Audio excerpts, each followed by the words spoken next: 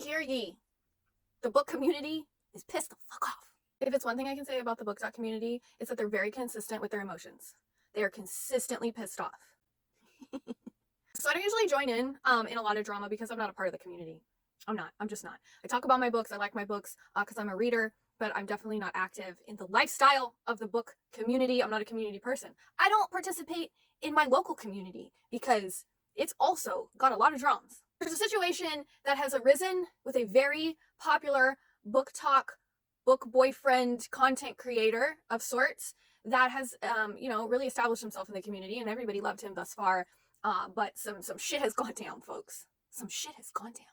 And because of the subject matter of the shit that has goneth downeth, I thought that I would share my thoughts and opinions on this because I feel like I kind of know a thing or two as to why this went bad and how it could have gone better if he would have just taken 2 seconds to think the fuck about it before he opened his damn mouth. Full disclosure, I don't follow this person. I've never followed this person. I know of this person because of algorithms, right? I participate in book content. He's a booktok creator, so his shit will pop up in my feed, or he's being cross-promoted by other people, which in hindsight now is really funny. I don't follow any male creators who participate in like cosplaying booktok boyfriends, like book boyfriends. I like my characters in the books. I don't want to see men all sweaty with their shirts off cosplaying them. It just doesn't do it for me. That's not what I'm here for. I'm here for the books. I'm not here for the thirst traps. And one thing that I know that this gentleman does and has gotten very popular for is his content created specifically cosplaying one of the most favorite book boyfriends, Josh, from Nevessa Allen's Lights Out. So I'm going to be speaking on this matter, but I could get things wrong about this gentleman, which I fully am going to own up to. I could say things that are not 100% accurately correct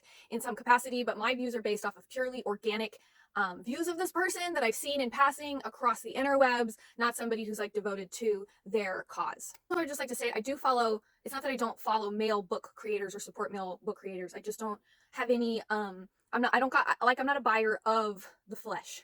Does that make sense? Like if you cosplay book boyfriends in a thirst trappy manner, I'm not interested in that type of content. You want to tell me about a good book you read? Lay it on me, boy. But other than that, it's not really my cup of tea or coffee per se. So there's a very popular book creator by the name of PB Screamer. That's not right. PB Squirter? PB Spreader? PB something. He's gotten really popular across booktok because from what I have seen and my take on it is that he originally started making a couple of videos because he picked up some of the books that women were reading across booktok, the dark romance, the smutty nature, and some of the videos he started making were kind of like, oh my god, have you seen what these women are reading type of thing. And he always comes across in a comical way. He's kind of like a jokester. And so women enjoyed watching his reaction to the books that we love. As he gained momentum through doing this type of content, he then picked up Nevessa Allen's Lights Out, which is one of the most popular rom-coms with the book boyfriend, the lead book male, Josh, who is kind of like a Ryan Reynolds character. And so he's very popular across the book community, and our boys started cosplaying that, which gained him even more traction. He makes a lot of book content, I think, around reviews and talking about books, but I think as his traction grew, he also started doing a lot of more cosplay stuff and interacting in the community and going to cons.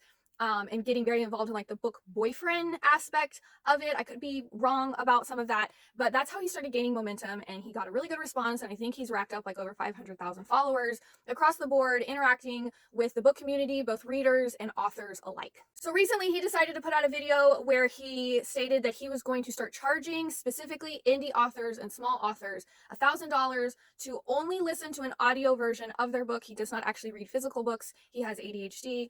I think he states this in a lot of his other videos. I think it's something that he's talked about, is that he's only an audiobook boy. And so he will only review audiobooks that indie authors send to him, but he's going to be charging $1,000 with a $200 deposit to listen to the book and post his opinion on the book publicly. And he expects to be paid for this moving forward. The booktok community has gone absolutely apeshit over this situation, and I can understand why they have gone apeshit over this situation. Now, somebody who is now retired but built my entire brand around being a small business promoter and marketer across my feeds, I always specialize in working with small creators, small brands, small businesses. That's who I built my brand around and built my platforms around being involved with. And it's something that I took very seriously, and I did for 15 years. And so I thought I had some insight on how maybe this has gone wrong and how he could have presented it much better and had not necessarily the perfectly positive response, but probably not as aggressive as the response has been. The first thing that I noticed was the shit attitude. The way he presented himself in this video was really bad. It came across kind of disrespectful, if I'm being honest. If you've built your entire platform interacting with a very specific community, and everybody loves each other and everybody supports each other and everybody interacts with each other, and then you create a video talking to these people as if they're bothering you, that's never going to be taken well. His attitude in this was very, you guys won't leave me alone, you guys won't stop asking, and I can't handle this anymore, so fuck you, pay me, or I'm not getting involved with you. That was kind of the attitude I took away from it. So first and foremost, who wants to work with that? Definitely not me. Like, ew. So the energy was presented in a really bad way. If you cannot talk to the community that supports you and gives you a platform at all, if you cannot come to them and say, hey, these are my thoughts, this is what I'm like, that's the whole point of being a part of a community, and he was not capable of doing that in this video. Secondly, you need to know your demographic. You need to know your demographic, especially if you're going to start offering a paid service. If you're going to start offering a paid service as a creator or an influencer, you need to understand you are now a marketer, right? Like, you're going from just a creator that dabbles in making content for entertainment purposes in a shared interest, that usually is just off of cross promotion and because we love each other and we love what each other does, and so we create content and we share it. We don't charge for this because it's just our personal interest, and so we all have a good time and we make creative content, la-di-da, skipping through the fields. But when you change that into a paid service as a creator or an influencer type of platform, you now are a marketing. And so you need to understand the demographic that you will be working with or offering that paid service to. And so when you specifically target small businesses, small indie authors, and people who are doing everything they can on their own without big budgets, without a marketing budget, without money to just willy-nilly invest in big like portions, you need to understand that asking for something to be paid for needs to fit the ROI, right? And so I personally think that for just to listen to your book, if you even have an audio version of your book, which, let's be honest, most indie authors are already self-publishing, right? They're creating their own covers, they're creating their own marketing material to share across their own platforms. They are their entire team, and so they don't have a marketing budget. They're already dumping all of their money into that. So to have also money to create an audiobook would be like next level, and they have to save and save and save and save until they can even step into that next realm and open up their own demographic to even more potential readers, and buyers of their product and what they're selling. And so most indie authors don't even have audiobook as an option. That shit is expensive, right? So to say you only are going to speak to one demographic, which already limits who you're asking to sell the service to, you need to understand what that is. And so I think that to request $1,000 for you to listen to their book and post your review about it is way, way out of a fair price for what you're offering them. I don't think like your opinion should be paid for in my opinion, because I think that this is where influencing has created a mess of toxic marketing, and over consumeristic, like binging on buying products. I think that influencers, when they're paid for just their opinion, it creates a really dishonest like platform of reality of what it is that's being sold.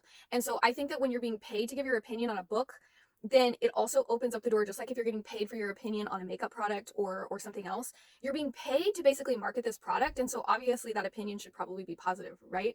That's why I couldn't be an influencer, because if the big brands who I was working with that I did ask to pay me, if they didn't like that my review wasn't positive, they would get really mad at me and try to get me to post a fake review, and I refused to do that.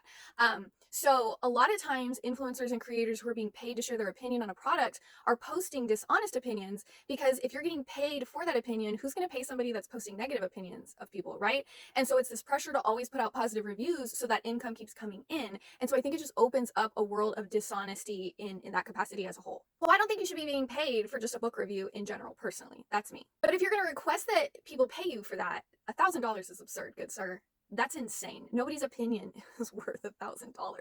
50 to 75 bucks is pushing it, in my opinion. I think that when you go from just being a entertaining creator to now somebody who's offering marketing services, I think that there is room to be paid for that, right? I think that what we're seeing here is somebody who is going about it all wrong and doesn't understand what he's doing and took no time to really think about this or speak to the community that supports him and that would be his buyers in any type of respectful way. His entire community has been lifting him up, building the platform that he has, which now has created a platform of lucrative opportunity. That's how big creators get paid by big companies, is that you are now billboard space, right? And you sell that billboard space through you marketing whatever it is that you're being paid to market. And so that's what this gentleman is trying to do. The problem is that he doesn't understand his demographic, and he doesn't seem to give two shits about what it is that he's actually offering these people.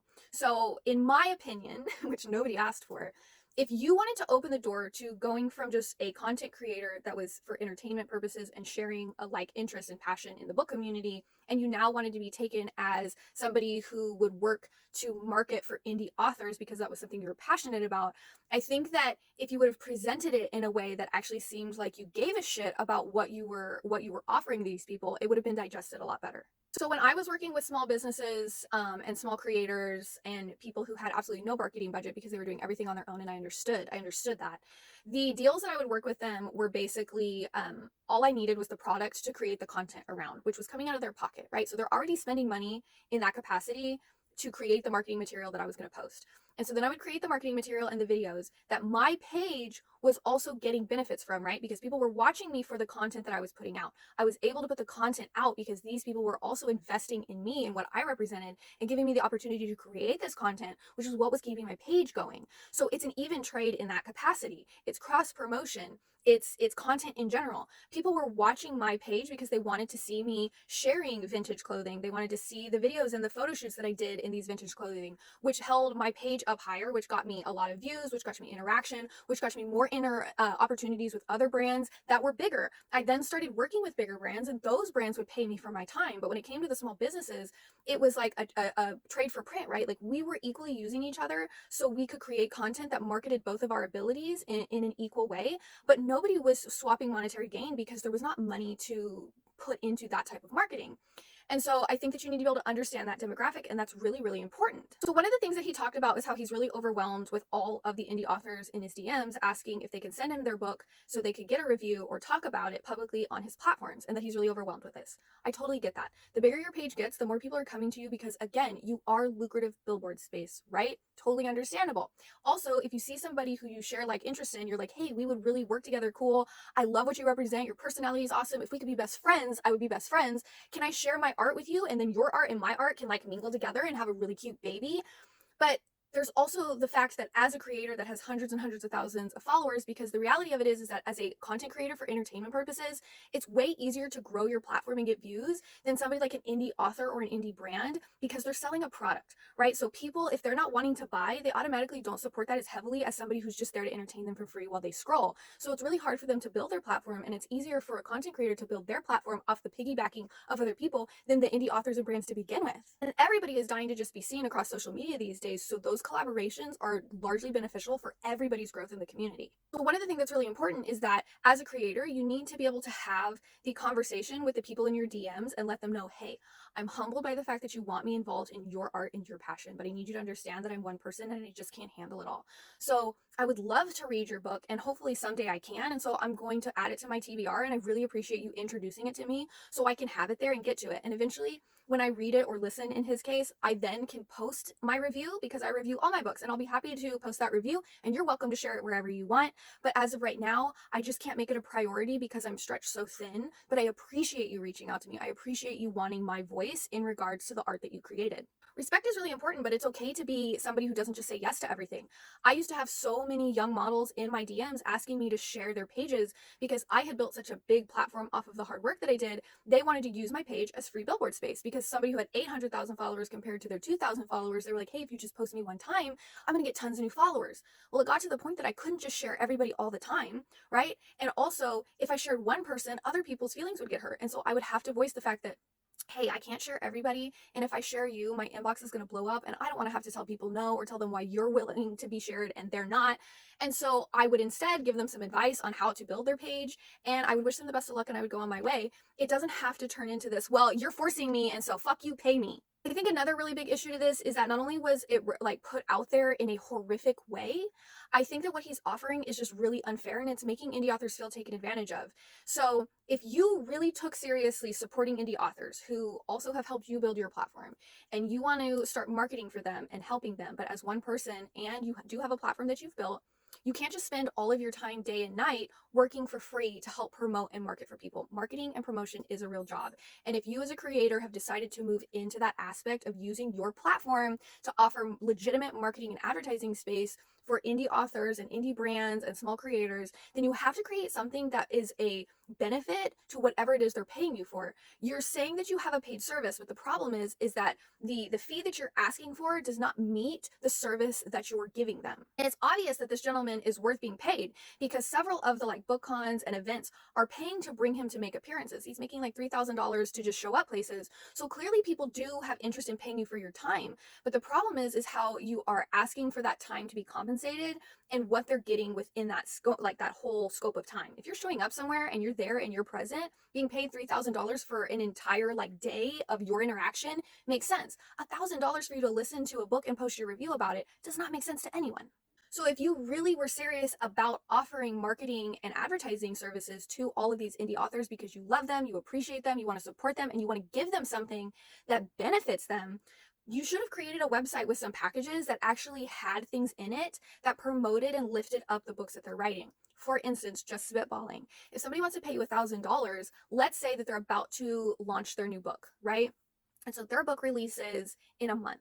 And so they're going to pay you $1,000 to every week make a post reminding people that their book is launching in a month. And so you're advertising and marketing and creating reach for the book that they're about to release in a month. And then offer, once it releases, 2 videos that you create specifically cosplaying their book boyfriend, or 1 video of you cosplaying the book boyfriend from their book. And then tag them, cross promotion, swipeable links up in your story once it releases. Create a package of marketing material that these authors are actually benefiting from, because $1,000 for your opinion is shit, bro. I feel like that's probably enough thoughts. I've talked long enough. That's like $12.75 of my opinion. You know, your girl doesn't do short format content when she rants about things. So hopefully if you made it this far, thank you. I'm a huge supporter of indie authors. I prefer their work over most big time published authors. I'll be brutally honest.